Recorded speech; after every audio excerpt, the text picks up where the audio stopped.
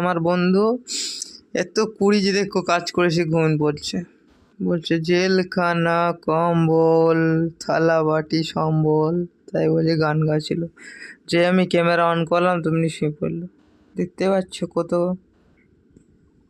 লজ্জুক। আমরা হুম, কত কষ্ট করছি আমরা, কিসের কষ্ট বল তো একটু।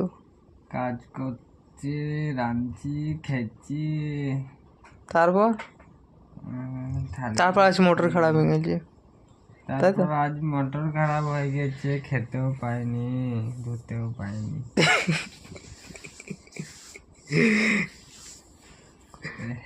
হাঁটতে পারিনি নাকি রে? না, হাঁকতে পেয়েছি, হাগুটা তো সকালবেলায় করে নিয়ে গেলে।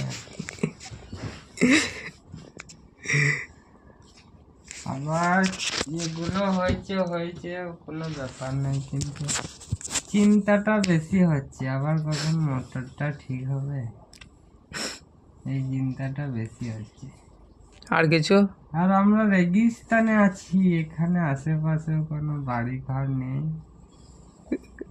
পানিও নেই, ও একবারে ময়দান, বিরাট বড় ময়দান, ময়দানের মধ্যে আমরা আছি।